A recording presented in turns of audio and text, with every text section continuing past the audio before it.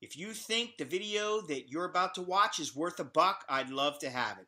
For less than the price of a cup of coffee, you can help keep An American in Bangkok rolling. $1 a show, that's all I ask. Go to the description of this video or to my website at anamericaninbangkok.com for further details. Hey, I'm Scott and I'm an American in Bangkok. Today I'm going to go over a letter from a guy who writes in and he says, I have a question for you, and it's not about 2-cent hoes, bar girls, or the cost of living, but rather the cost of dying.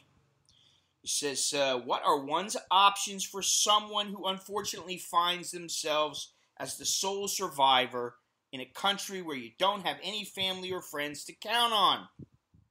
Let's say you finally get married and your wife dies before you, or you never get married and just live the single gigolo lifestyle, and your health takes a sudden turn and you find yourself with an expiration date stamped on the bottom of your foot. Let me add a caveat. You're no longer able to move back to your home country due to sickness, illness, whatever your condition, and you also have no family back there who can take care of you, so you are stuck in Thailand. What are one's options as we get older to secure a safe and comfortable living environment before we croak? Do you think an elderly man with some savings could set up a trust account for someone he knows to provide the basic health care that one would need in his final months or years in a foreign country? Well, actually everything, at least for the U.S. Embassy, everything is online, pretty much everything. Okay? It does tell you that once the Thai authorities notify the embassy, then they will contact the next of kin, which are established as the spouse, the children, the parents, the siblings, and then the grandparents. If they are unable to find someone who can handle your situation, they can't find anybody that's a next of kin, they generally will spend some time calling and trying to find anybody that might be your friend. They may look on social media. They do a number of things to try to find someone who is your next of kin.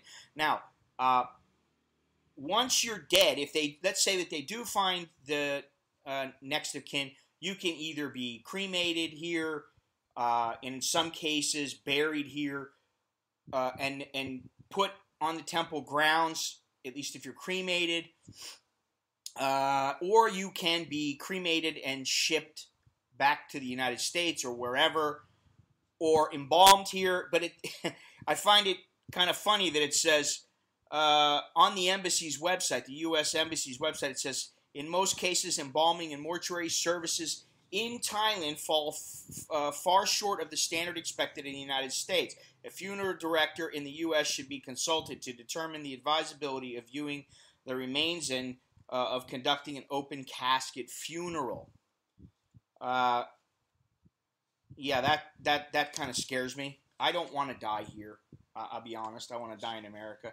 If I'm going to die, I want to die on my own soil. As much as I like it here most of the time, I want to die on American soil. Now, here's the thing. It usually costs somewhere in the neighborhood of $1,500 to ship your ashes back to the United States, or approximately $5,000 if you are embalmed. So it can be quite costly. You can put those funds with the United States Embassy in case you have nobody and you're worried about this. You can go to the embassy and put this money on deposit, and they will handle things for you if should you pass away. Something else that you should do, like you said, is you just, if you can, maybe you have a trust set up, and should one person in the trust die, you have a secondary person who can handle your situation here, because I personally don't want to end up with nobody.